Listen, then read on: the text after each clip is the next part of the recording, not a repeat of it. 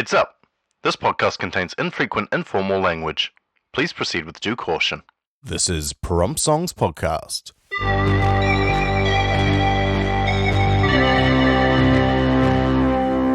It's been a while. Fuck you. I was genuinely going to count it off and then we would all sound off. Shall we do it in a 4-part? It's been a while. It's been a while. It's been a while. It's been a while. Welcome to the off season of Prompt Songs. Welcome. It's been a while. Yeah, it's been about a year. Quite a lot has happened in our lives, but we won't talk about that because it's not a podcast about that. Instead, we have songs to show you. It's a true crime podcast. It could be if one of us dies. Oh. Is that what you turned it into? I'm fully behind that, yeah. And then everyone writes tribute songs to that. Yeah. Just to tie it back in. I was just meaning change the podcast based on what happened. So if, say, I die, then the podcast becomes you guys solving my murder. Yeah. And then after that, I don't know what it could become. Finding out why I got framed and put in prison. And then... Yeah. And then small town Google reviews. Maybe we just get together and play Cluedo.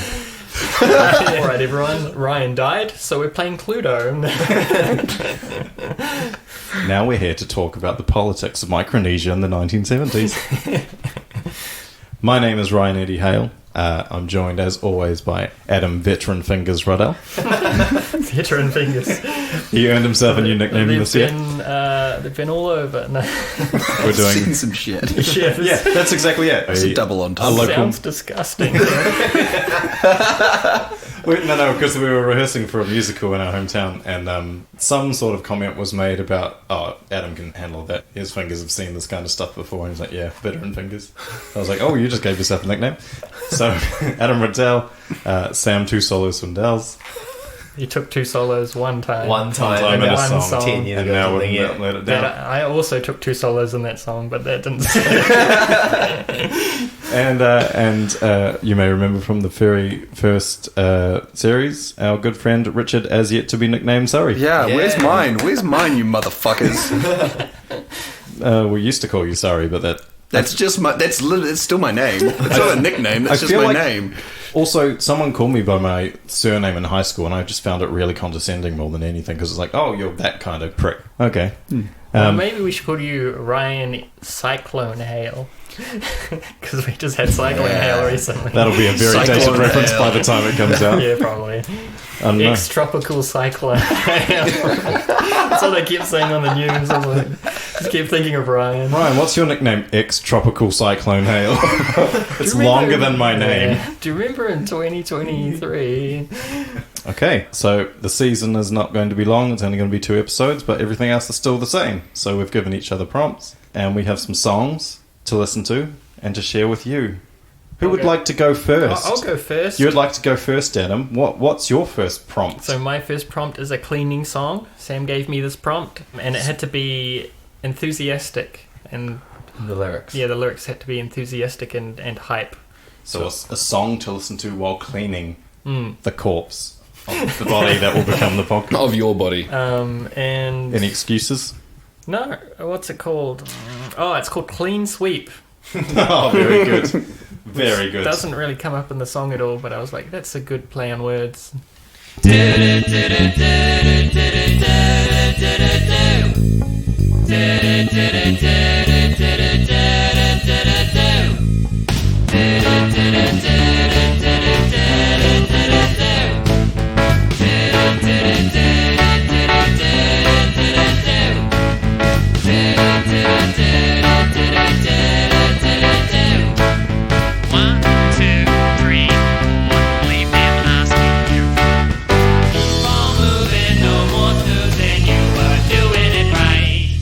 It's called elbow grease and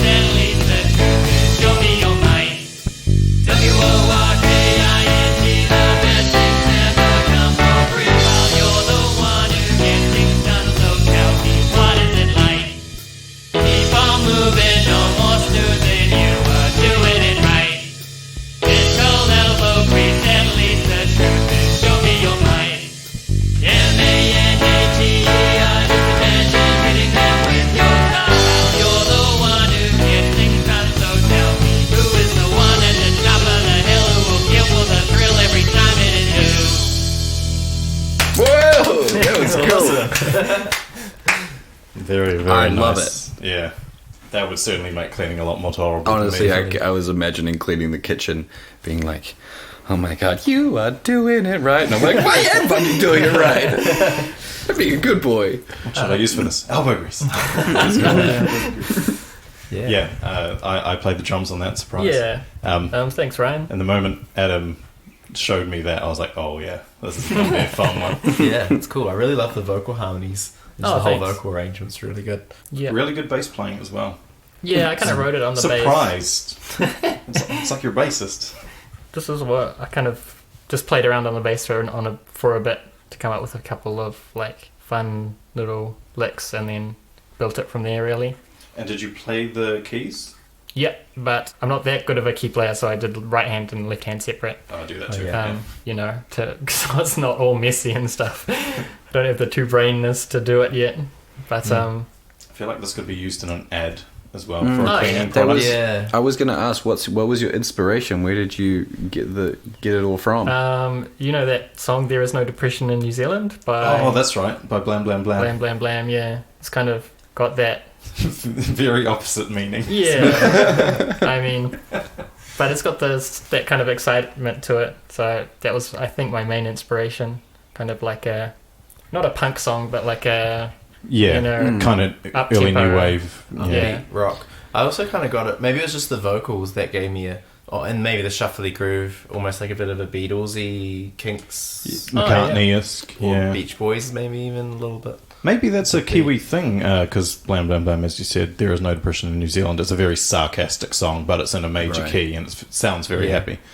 The Beths kind of took that and made that their thing. Maybe that's quite a Kiwi thing. Oh yeah. True, I guess it's our sensibility, right? And our sense of humour is very my tone of voice. Then also, like, generally with songwriting, it's often more effective to juxtapose, like, dark and light together than just, like, having sad lyrics with sad music. Yeah. Sad lyrics with happy music is quite often sadder, almost. Yeah, it really reinforces it because it forces you to go, hang on, they're not singing about happy things. But anyway, but this is happy and heavy, so it's good. Yeah, Yeah. it's good. I kind of thought, like, you know, it's got to be simple enough that when you're vacuuming, you can just sing along with it in the background.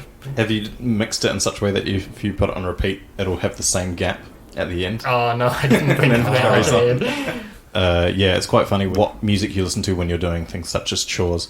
Because there's that band Mono that you and I listen to, Adam, Japanese post-rock, and they're very influenced by Beethoven.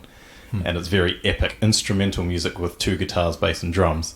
And put that on when you're mowing the lawns, holy shit, that becomes an epic Yeah. task. True. What's everyone's go-to, like, do a chore music? Like, if you have to wash the dishes, what do you listen to? I weirdly don't listen to music when I chore. Yeah, my thoughts. Oh, My never-ending internal monologue. I feel like when I'm at home, I need some, like, funky, upbeat music to just, like, Oh, yeah. get me motivated enough to do anything. Wolfpack would be a very good chore Yeah, band. Yeah, definitely. Yeah. I think for me, it doesn't matter too much as long as it's something I'm really into, like in the mood Yeah. for. I think something with a groove does help though. So I'm Absolutely, thinking yeah. the specials for me probably. Rest in peace, Terry Hall. There's going to be a few deaths in this yeah, that's been podcast. long. Since we've last been on, we've lost a lot of great musicians, and we'll get to those. Yeah. You guys mentioned that it could be a song in an ad, but the lyrics in the last chorus is MANAGER. Just imagine hitting them with your car. So I don't know if that's. Well, see, the thing with ads, if they take a popular song, is they put the worst refashioned lyrics over the top. So we could change that to spelling out the name of the products. Imagine cleaning that with your car. No, you clean the product with the car. Yeah. And the product is your manager. I suppose I'll go next. So Sam gave me a prompt, kind of similar to Adam's, a song to listen to while driving, because car songs, they're very important, the playlist for the car. So the lyric prompt was a time lapse was to be mentioned, and so weirdly enough, this song is called Time Lapse.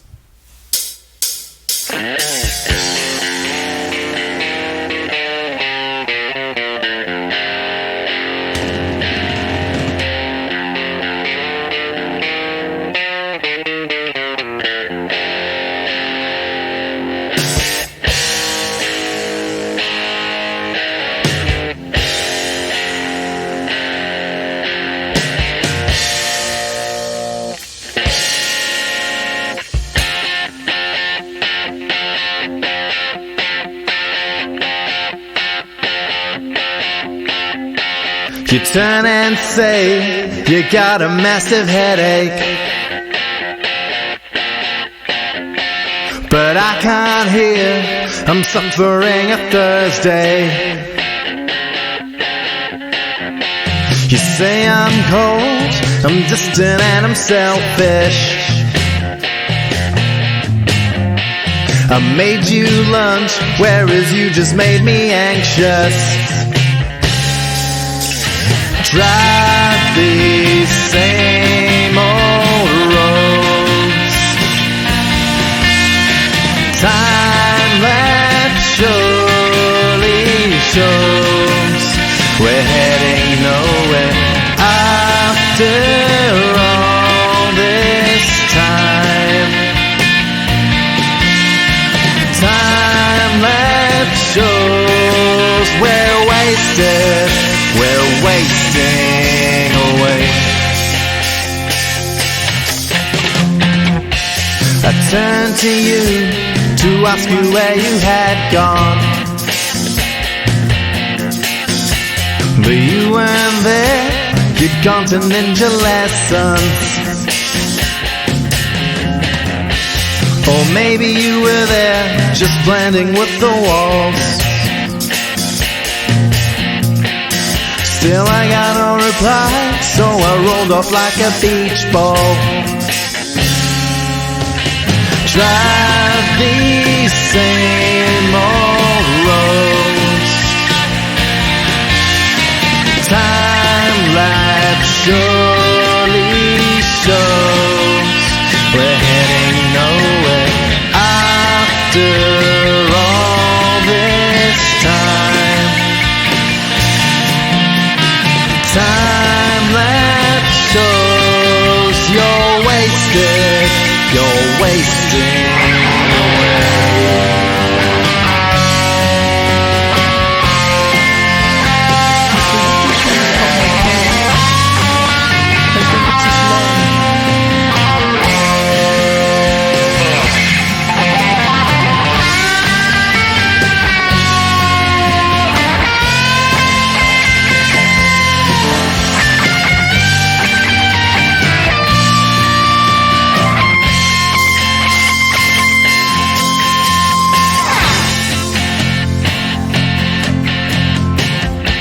We met at the crossroads to go our separate ways. One headed tomorrow, the other yesterday. Well, we shook hands and then we shook our heads. Yeah, this is what happens when you don't take your meds. Drive these same old roads. Time lapse surely shows we're heading nowhere after all this time. Time lapse shows I'm wasted, I'm wasting away.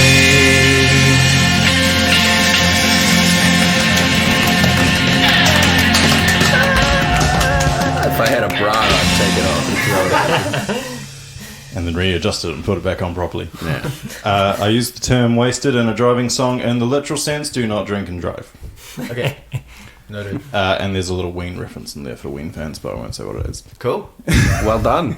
That was definitely a driving song. Yeah, that was the main thing, was like, how do you make a song that's good for driving? So it has to be quite flowing, which the chorus was. I always think acoustic strumming is really drivey as well. Like, it works with acoustic songs as well as rock songs. And something that you can sing along with, so nice simple words and syllables. True. Time lapse didn't really play into it as much, but as the lyric said, time lapse surely shows we're wasted, we're wasting away. So like, I have this really macabre image of like, if you were to have someone's face and then see them growing throughout their life, there'd be a point probably around our age where we stopped growing and started wasting with aging. Oh, right. That is macabre.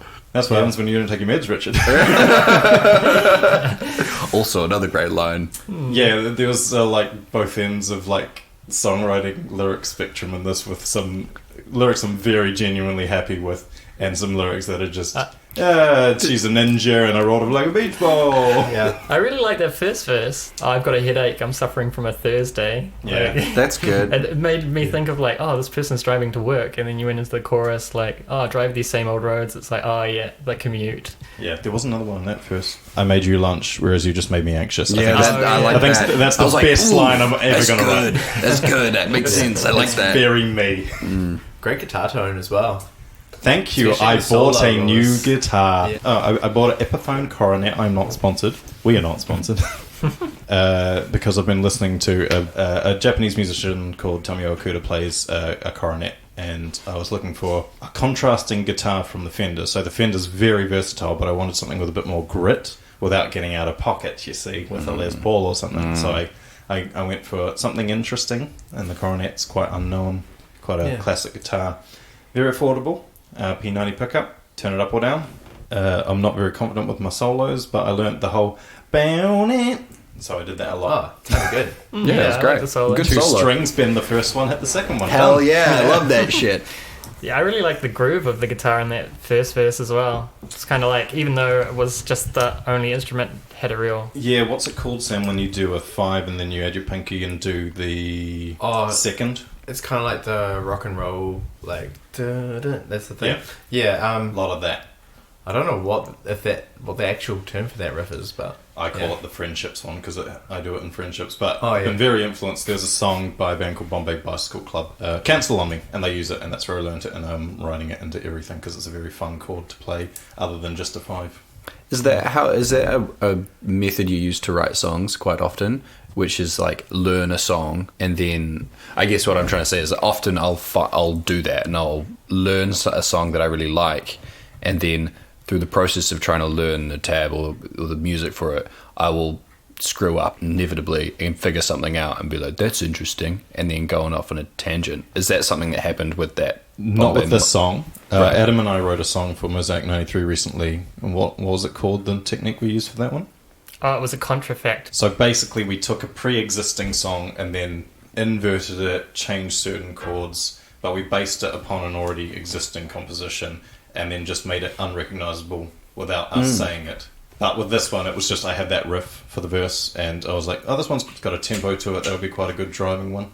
Good technique, though. Well, it just requires you to screw up, which is a great way to come up with creative ideas, because you're not putting pressure on yourself to make something right the first time. You're going, yes, you're emulating, but you're also allowing yourself to. Well, you're emulating to a point, and then your mistake is taking you in a place that no one's really thought of, which is what art is. quite often what I've heard people say is like, if you're stuck for ideas, you find a song that you like and then you write an extra section for that song, and then that's cool. the basis of your song. Yeah. So you sort of get inspired without actually plagiarizing. I think it's also a good way for someone who's not sure how to songwrite, is to do that thing of you take a song you love, take those chords, do it in a different style, add new lyrics to it and a new melody. Because people often say, I can't write songs, I don't know how. And it's like, there is no how. You just do something.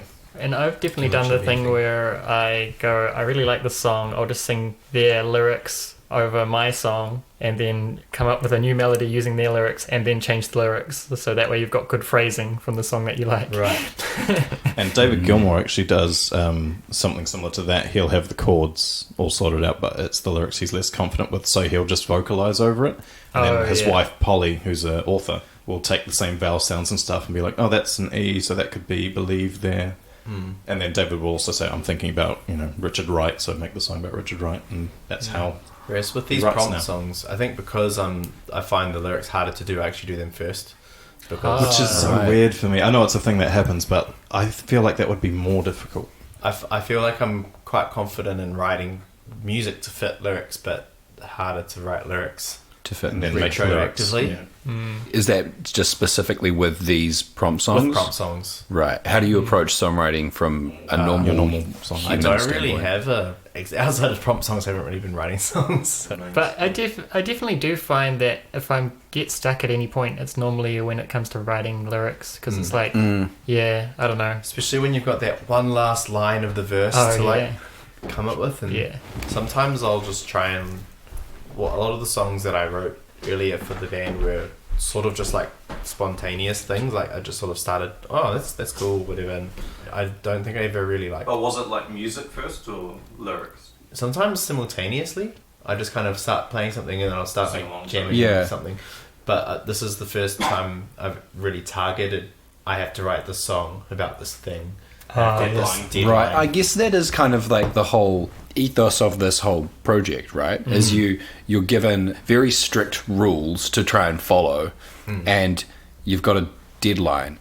I think those are the ingredients that you need to actually do something, Yeah. regardless of what it is, Yeah. whether it's a song or not. It's hard It's really to. hard to self-impose those things. I find it almost impossible to like set myself a goal and stick to it if it's not being held accountable by someone else. Right. Yeah, it's way easier to hold yourself accountable to someone else, whereas with yourself, it's easier to let yourself off, and like, I don't know.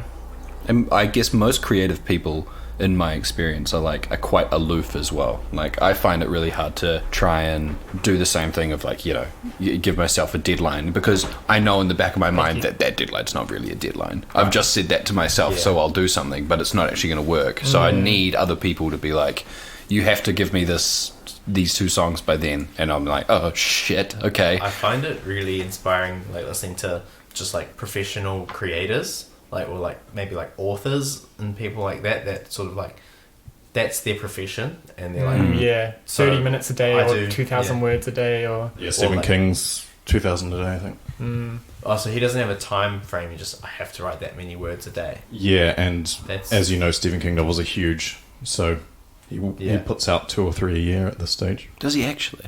Far out. I remember seeing this thing about Chick Corea, his writing thing, and I think it was like a certain amount of time every day, just working on whatever composition. And then the virtuoso players like Joe Dart, I imagine every day must be at least 3 hours of just scales and technique. And John Frusciante put out an interview in, I think it was Guitar World or some magazine recently, and he just explained what he does every day. And it's like basically anything your fingers can do, he practices it at some stage during his thing during the day, which is why he's so fluid with his solos. His techniques are just up to date. Yeah, true. That's cool. I wonder if like that method of just like constantly playing, you guys might have experience in this. Do you find it hard when you're playing so much to discern what is actually a good idea and what's not? Sometimes you need a break. Like it gets to a point, like a week gap is actually beneficial because you come back with a clear mind. But yeah, it depends on how much you're doing. Adam at a stage was doing hours of practice on the bass a day plus songwriting. Yeah, because all I would do is go like, I was only doing about probably an hour and a half a day. I always left it right to the end of the day, so I was doing it at like the middle of the night. Well, it's interesting. And then- Creative people always have a specific time of day that they're like, I'm at my most creative here. Because I know an author and she's like, I can only write at night. That's when the good stuff comes. And I feel like I might be similar, but with music, of course, you're worried, if you're a normal human being, about disturbing others, so I don't. Yeah, well, bass, I had some headphones that had a preamp in them back then. I just structured my practice schedule like, okay, I'm going to do 30 minutes of just technique stuff, and then 30 minutes of just like playing covers songs, because I was in a covers band back then. And then I was just like, for the last 30 minutes, I'm either going to transcribe, learn my transcriptions that I've done, or just compose. You know, most of the time I was lazy, so I was just like, I'll just fuck around on the bass, because that's composing, right? Well, it's also really hard to sit down with the intention of composing, as we've said on the show before. Like, usually I get an idea for a song when I'm just, I feel like mucking around on guitar. Oh, that sounds quite nice. Yeah, that's the thing about the creative process. You have to like, there's the structure that you have. If you want to do it like prolifically, you have to have structure to it. But then at the same time, creating stuff is just play. Like, it's not. Yeah, it's down to the mood. It's down to what you ate. Maths a good song, or you can't science a good song. Like, If there was a set method, we would all be doing it. Yeah. Yeah. Who would like to go next? Richard, I volunteer you. Copy that, big dog. So Adam and I have done 2 songs for both episodes. Sam and Richard have had much busier schedules than Adam and I, so they have got a song each. I haven't been doing anything. Sam and Richard have done 2 songs, 1 each for each episode. So they will have 1 song in each episode. Adam and I will have 2 each. What were your prompts, Richard? My prompt was Sludgefest, which is a kind of subgenre, I suppose, of plunderphonics, which is essentially where you take music and repurpose it for your own use. Remixing in a sort of way. It's kind of like sampling, but to the nth degree. In Sludgefest's case, it is the original Chipmunks album on vinyl, slowed down to half speed. And so, while that sounds ridiculous, it's very good. It's very good. It's a lot of 80s pop songs slowed down so they sound real sludgy. And because obviously when you slow down a vinyl, it changes the pitch and it pitches everything down. And it works really well with the Chipmunks album because their voices are sped up. The voices are sped up and the voices are pitched up. So then it brings it down to, it kind of reveals the singer's original voice. While turning the band backing into something very stoner and very slow. Rock. Yeah. So what was your lyric prompt? My lyric prompt was from Adam and it is, "Who's behind the curtain?" Have you got any excuses? No. And yes, but no. And this is called Sludgetown. Come on, everybody, let's go to Sludgetown.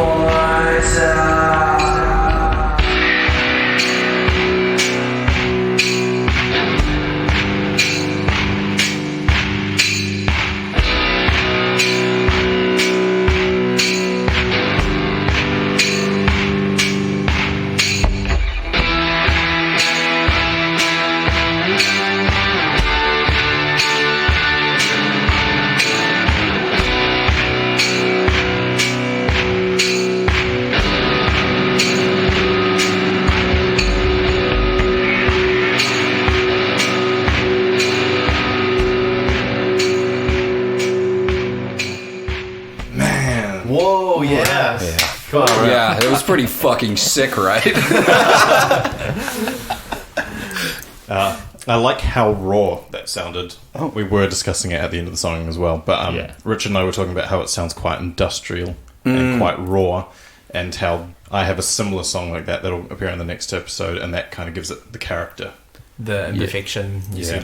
Yeah, it was really cool. I like the... We're using like an octave pedal as well, or an octave effect? Yeah, it was an octave down on everything. Which makes it sound so much more sludgier when you... Yeah, because like that's kind of the characteristic of that kind of song is everything's pitched down so much. And that's why you were singing low as well. Yeah, I was just singing a bit lower than I normally would. I was trying to come up with a way to create the sound because I don't have the best music software or the best way to record my guitar and everything. So I was like, first of all, how do I go about writing the song? Because it's not like a rock song normally in the Sludgefest thing. So I was like, do I write like an 80s pop song and then just slow it down? But I don't know how to write an 80s pop song. So I just wrote a rock song. Oh, yeah. Done. And have you tried speeding it up to the chipmunk? I did. Yeah, I did. If you speed it up by 50%, it's really fast. But the vocals sound like chipmunks, and it does sound more like 80s rock because, everything pitched up an octave just makes it sound a little bit more like a regular rock song. Well, the thing with speed these days with digital editing is you can now pitch things up as if it were sped up, but it keeps the same duration. Oh, right. So there's different ways to do it. You can either speed up the track, in which case everything's sped up, or you can keep it the same tempo and same speed, but everything is still pitched up. Yeah. I found when I first started recording my guitar parts at the fastest speed, and then I would try and slow them down, it would just completely break the audio file as you'd expect. And I was like, well, that's unusable. That's not the kind of effect that I was going for. So I just ended up having to record everything at the really low, like the slow speed. Oh, right. But you just pitched it down. And then I just put an octave on everything, and that kind of worked for a little bit more quality on all the instruments. But because it does have a nice sort of clarity to it. Feels thick. Yeah. Thick and fucking thick sick. as. I love those guitar stabs in that middle section. Yeah. That's just a combination of the effect, which was, I think it was just like a flanged lead guitar sound pitched down, and that kind of like just, I think it had a bit crusher on it as well. Yeah. Oh, yeah. And it just made it go. It stood out to me because it sounded minor, but you were saying it was major chords. Yeah. It's just noise in the end. Isn't all music just noise? Hey there, hope you're enjoying the show. If you're struggling to decipher the lyrics, head on over to our Instagram or Reddit pages, where we post lyrics, behind-the-scenes photos, and updates about new and related material. We mention a lot of great music during the course of this show, so if you'd like an easy access place to reference them, plus our recommendations, search Prompt Songs Recommendations into Spotify. We've set up playlists for each episode. If you've made it this far, thanks for listening. Now, back to the show.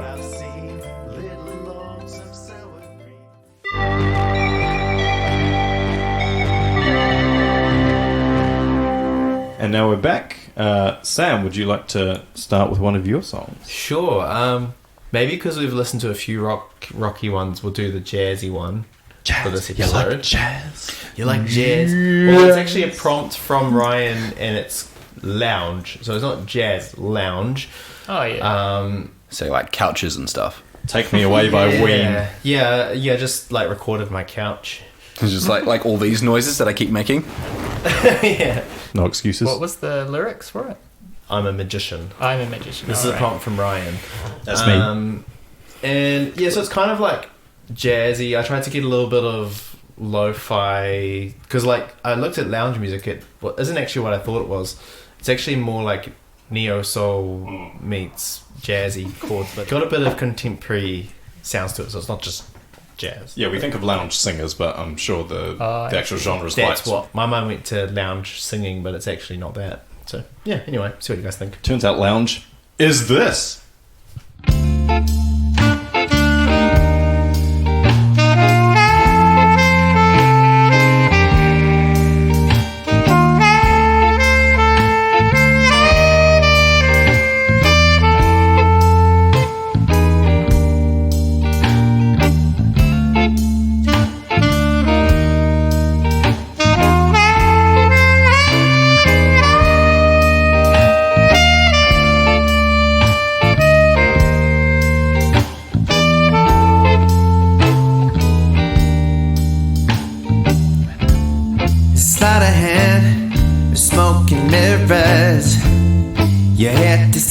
show. My illusion, your delusion. You think you're in the know. The mystery is clear to see, right under your nose.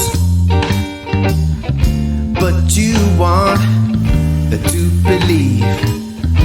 Let your worries go. I'll take you for a ride. A possibility, don't know what you're gonna see and try to crack the code.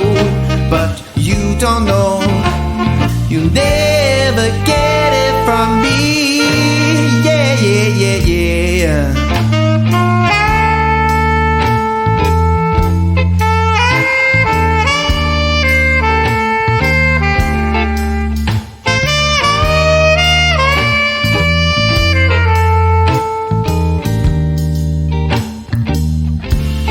Look at close, this is real. Hold your hand out, you will see.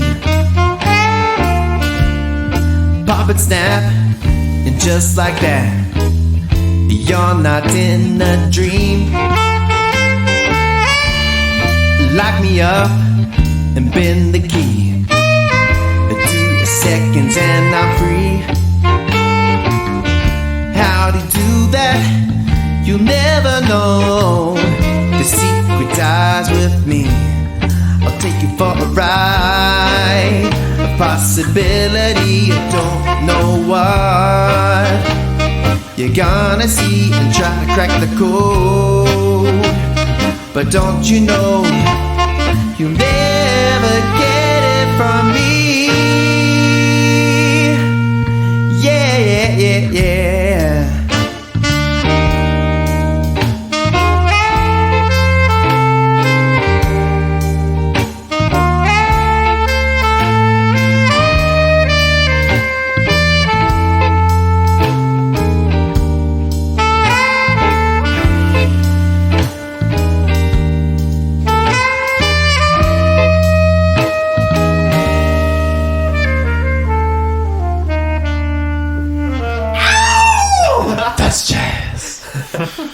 Yeah, I was trying to get the sexy saxophone vibes going.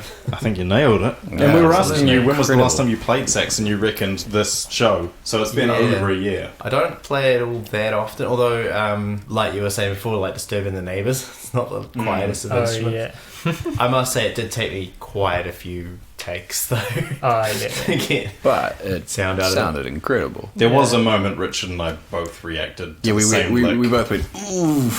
There's also a lot Stank of face. reverb on it, so like Yeah. whenever you play saxophone with heaps of reverb, it just sounds good no matter what. That song is soaking. And as well as the sax playing, the bass playing was Yeah. really good. Oh, really laid back, like the perfect kind of like relaxed. And you played it, because I know it was an electric bass, because I know that's what you own, but you played it like it was a double bass. Oh yeah, or just feel wise maybe. Yeah. Yeah, I it filed my guitarist fingernails down as well, so I could get a little bit of a. Oh yeah. Oh, yeah. so that's Oh, dedication. Yeah, it took me a while. I had a bit of issues with this one actually, because I think I did the guitar first with a click, and I was trying to make it sound really laid back, but it was too back. Oh yeah. And then I played the bass, and the bass was too busy. The drums, I did the cymbals and drums separately, I think, because I just have like finger pads, so I just did the cymbals and then the kick and snare, but I had to go back through and redo them all again because the timing was all like too back, so I had to sort of get it sitting okay. But it's good to hear that. You thought No, it was cool. That was, Just like- just, I should be able to come up with more, like, feedback, but man, that was smooth. It's just like making me go, Yeah. I think also his mix was really nice. What do you think? Like, Very, clarity is not the right word, because that's not what you were really going for, but, like, I could hear your voice perfectly, I could hear the sax perfectly, I could hear the drums perfectly, and the bass was sitting perfectly, but it was all kind of like, there's this tone to it. Yeah, nice hum, Right. in Yeah. a way. Not literally, but... Something that I've been trying to work on is getting a bit more courageous with my mixing. Also, you've got monitors. I've got monitors now, yeah. Yes. Which has helped a lot. Mixing on your headphones. No, mix on monitors. And I've got better headphones now too, but I actually can hear it, in a clearer way. Yeah, I think I was a bit nervous before to put reverb and delay and stuff in. I was it was quite just like close to what I had recorded, but now I'm putting a bit more effects in it. It's sort of meaning I can get away with a bit more. It's quite interesting with my mixes this time for the rock songs. A lot of the tones I was doing, I didn't really add anything to, because usually I would add overdrive and things to it, whereas now I've got pretty good gear. So it's quite nice to be able to like put something down and then keep that pretty much unchanged apart from compression and the odd EQ, because you can really just hear the colour of the track in the song immediately, as opposed to creating it later. Right, yeah. And just like a magician, whew, where did my pants go, Sam? So my second song was a challenge from Adam, and he gave me calypso, which is a genre of music from the Caribbean, Central America. And Islands of Central America. the moment he gave me calypso, I thought, oh, I've never heard a calypso in a minor key. So that's what I kind of went for.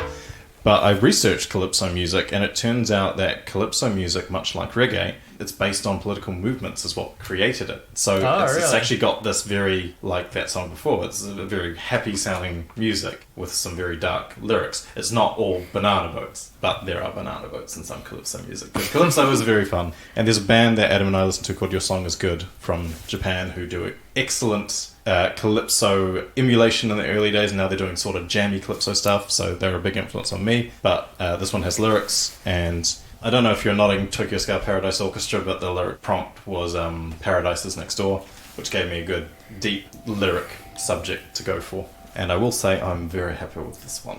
Oh, good. Nice.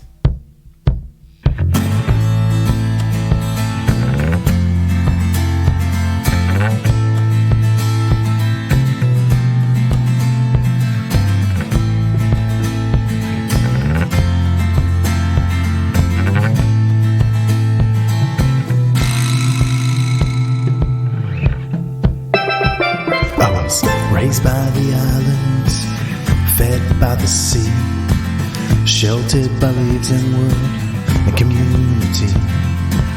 Well, then came the others with money in their eyes, false hope and empty words, greed was their drive. And oh, what you came here for is not here anymore. And what was once the boat was taken from these shores, 'cause paradise ain't here no more. It's gone next door. Paradise ain't here no more. Was it ever here at all? Was it ever here?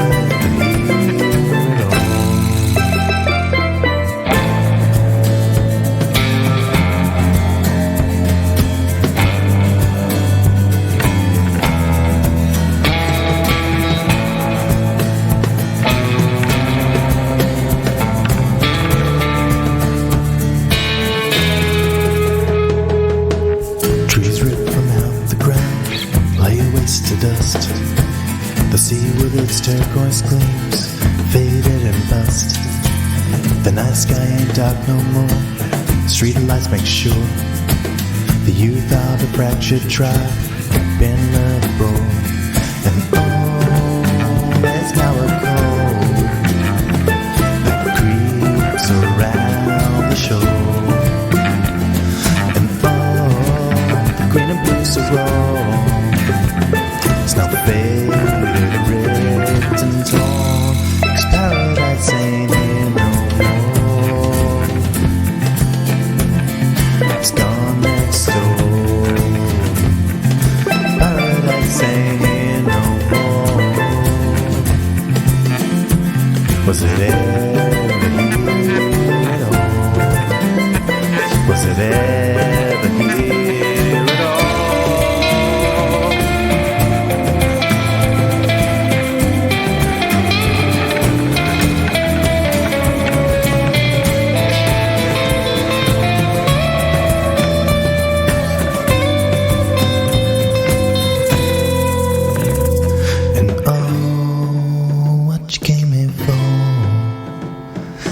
Not here anymore. And oh, there's now a cold around the shore.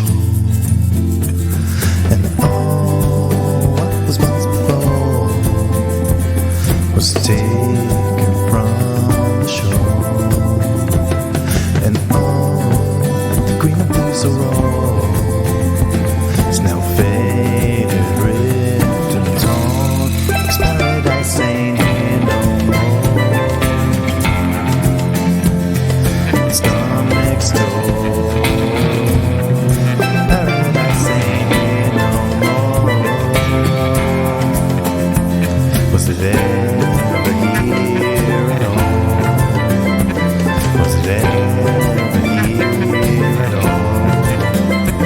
Was it ever here at all?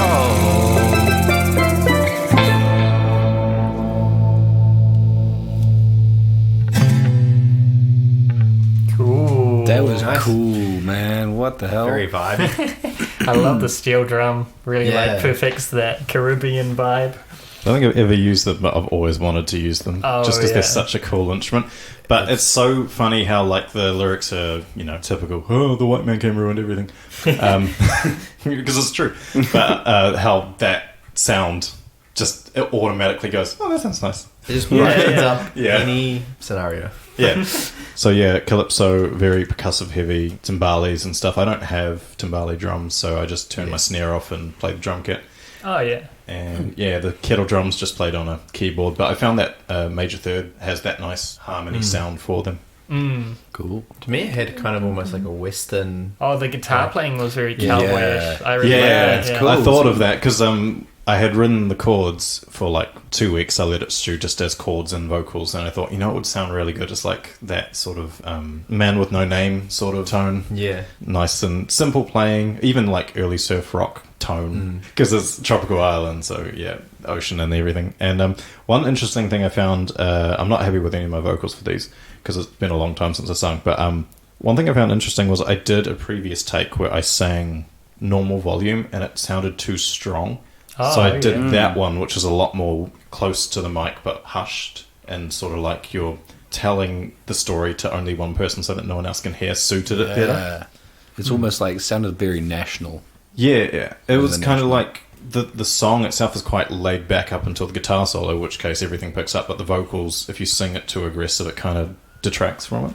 Yeah, it was Yeah. lovely. It sounded good. Was the kind of melody and singing inspired by Tom Waits at all, or I kind of got a little bit of that vibe? What era of Tom Waits? I don't know. I don't really know him that well. No, I didn't have Tom in my head for once. I'd love to be able to write like him and perform like him, but no, I think no one in my mind for this one. But I am very influenced by Tom Waits nonetheless. I'll put it in the recommendations. Oh, go on. I don't think I've recommended Tom Waits yet. Very genuine artist and very inspiring to me. But not for this song. Yeah. Awesome. That's cool. Very, very cool. Thanks, guys. I loved it. Oh, I also thought the bass line was very cool. Yeah. A lot of like energy there, and I thought the tone was cool as well. Every time I make a song on here, I have to make the bass interesting for Adam. Otherwise, I feel like I've let him down. That's So, alright. so you influenced me more than Tom Waits on this one, definitely.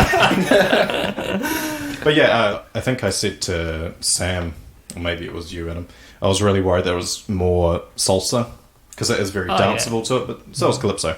But Yeah. calypso is more like a group performance sort of thing. But it's hard not to make it sound Latin because it is from Latin America.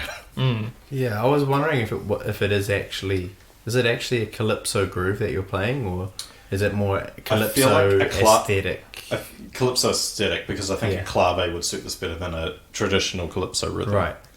Yeah. I think also in those South American rhythms, they're really specific about certain things. Like, Yeah. Where the beat Yes. lands and things, yeah. yeah, and like Yeah. this rhythm is for this and this rhythm is for this, and it's like totally. if you go Jazz there and you musicians haven't, come in and like butcher it. yeah, pretty much. It's like it's the kind of thing where they do it since they're children, so they get really good at that kind of stuff. Yeah, I didn't. If I was to truly go for a calypso song, I wouldn't have the guitar as the main instrument because Right. I feel Oh, like okay. the guitar makes it very Western, especially the electric guitar. But So it's like a yeah. calypso inspired song rather than it's not a calypso song straight up. yeah, Yeah. it's a Fair fusion enough. piece. Yeah. That's cool. And with that, we go on to an epic final song from We're Adam. about to get very nerdy in here. So my final prompt was to write a progressive rock song With the with lyrics the lyric prompt about Dune, by the Frank novel Herbert. by Frank Herbert. From, You may have seen the film that recently got made. yeah, and it's like stuff from that has inspired Star Wars, and yeah, it's a very technical science fiction novel that goes really hard into the ecology of this world and into all this kind of futuristic stuff. You know, politics, Politics, space, yeah. trade, Sting wearing a codpiece, that kind of thing. So the song is called Arrakis because that's the name of the planet. That is not the full title of the song, though. Well, I did I wanted to do the prog rock thing where you name different sections as if they're different songs. So So the I think full it was- title is... The whole song's called Arrakis, and it's like got the 3 numbered parts. Part 1 is Planetologist. Part 2 is called 500 Years, and Part 3 is called Bene Gesserit Witch.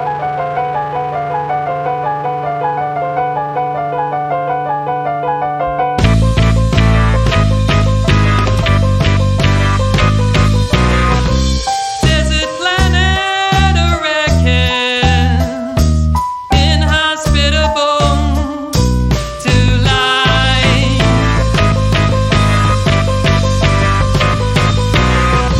Or an expression of energy to the ecologist kind.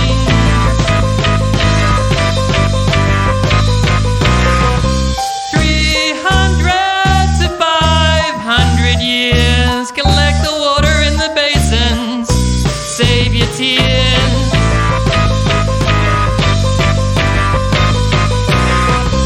Should the nightman remove himself at will, then the stories that he tells must be true.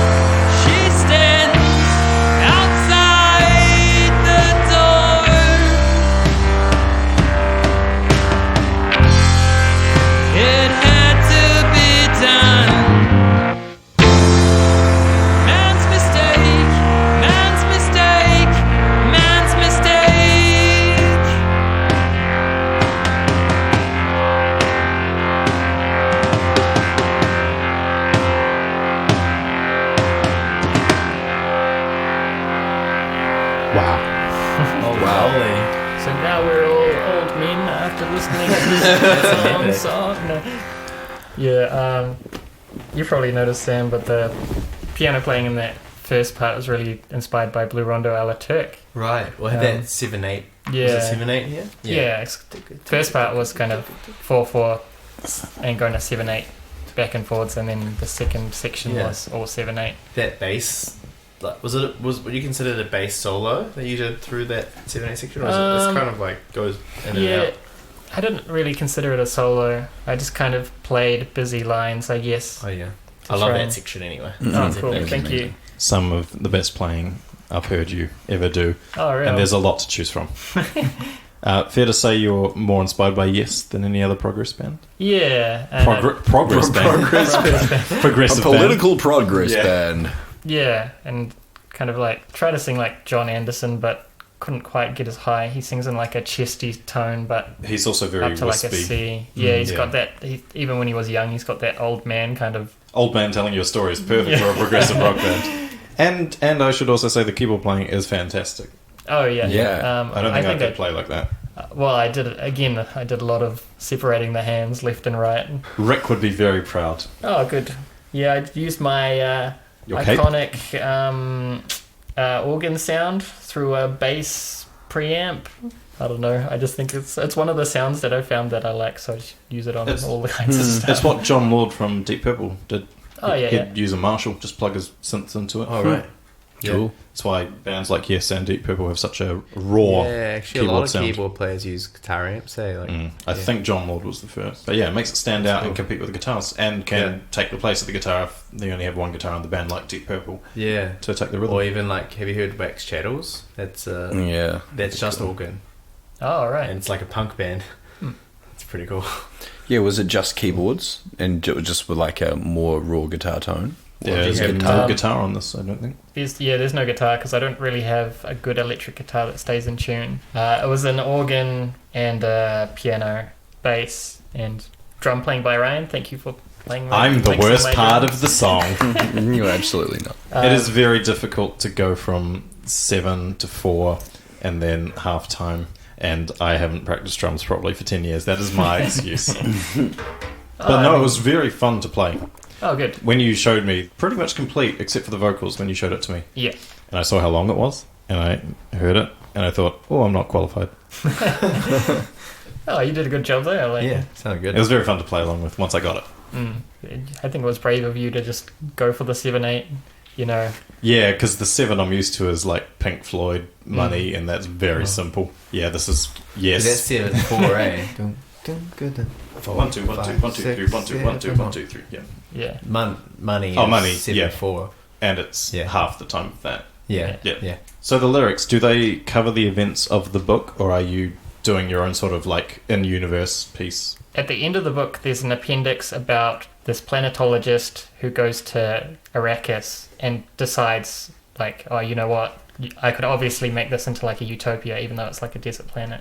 Everything's here that's needed. For terraforming. Yeah, and it would probably take me like 300 to 500 years. Terraforming, by the way, if you're not sure of it, it's when you make an inhospitable planet livable for whichever race, humans in our example. Yeah, and then he decides, oh, you know what, I'm going to like get into this local community, the Fremen community, and like get them to my cause. And so he helps some of them, and then he helps some Fremen children who are like fighting these guys, and they take him back to this Fremen stronghold, and then they decide, like, no outsider's ever been there. And so they decide, oh, you know what, we better kill him. But they took a long time to decide because they're like, who is this guy? He's been helping us. And in the meantime, he's like giving lectures to people about how he can change the planet to like this wonderful forest utopia. The guy goes to kill him. They have this assassin who goes to kill him, and then he's kind of like doing something and kind of dismisses him, doesn't see that he's holding a knife, and he goes, oh, remove yourself. And the guy kills himself because he thinks he means... remove yourself from the world. Yeah. And then since then everyone's like, oh, this guy must be like a god or something. And so then they follow him and believe what he says. And so that's what the first section is about. And then the like second half of the song is just about what happens in the first chapter. If you've seen the movie, it's where Paul goes to see that Bene Gesserit witch, and she holds that needle to his neck, and he has to put his hand into the box. In the box. And the reason why they do that What's in the box? Imagine that, but it's Brad Pitt. Yeah. And his wife's head's in the box. Spoilers. And the reason why they do that test is to make sure that he's a human, because way back in the day, AI took over the world and they had to nuke it. And that's why there's no Happy technology. Yeah, that's why they're not allowed to have artificial intelligence.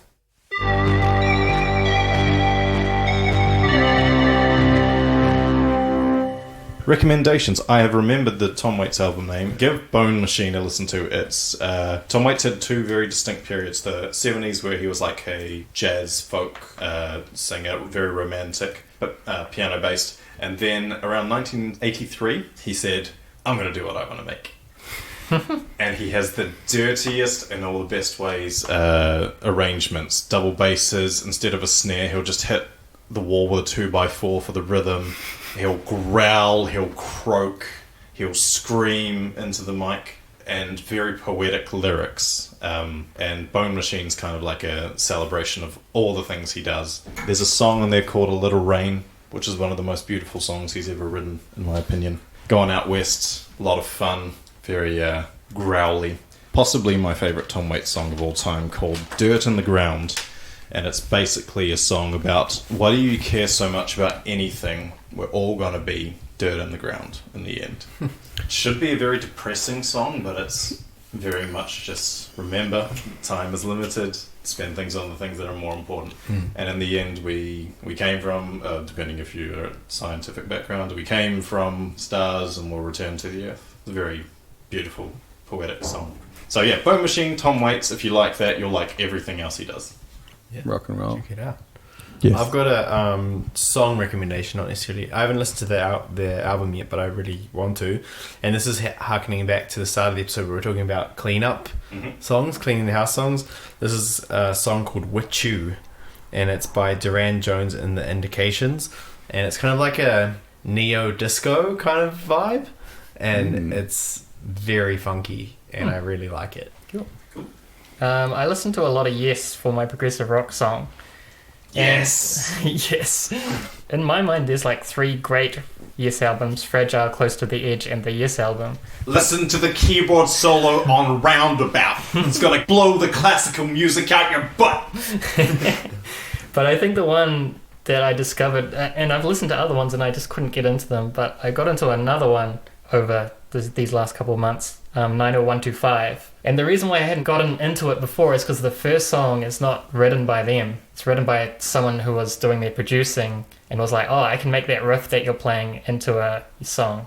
And that became the single, Owner of a Lonely Heart. Oh, yeah. And it's not as good as the rest of the album. That's like the famous song. Yeah. It's like the least yes. No. The least sounding song. Yeah. Yeah, and it's like, and so I just always start the album from, the second song, and I really like it. I think it's my 4th favorite Yes album that I've heard. So, and if you're not, please apply to be part of Adam's weekly Yes ranking email blast. Yes. You can only select yes to subscribe. There's no opt-out. Just say sure.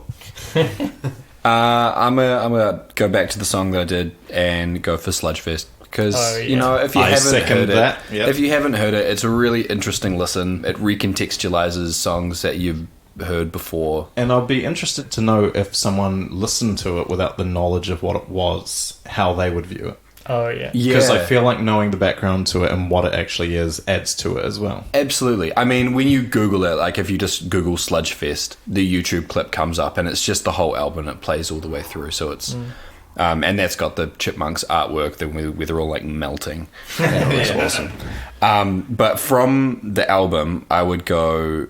The second track, Walk Like an Egyptian, is really cool. Oh, yeah, that's my favorite. The drums sound super industrial.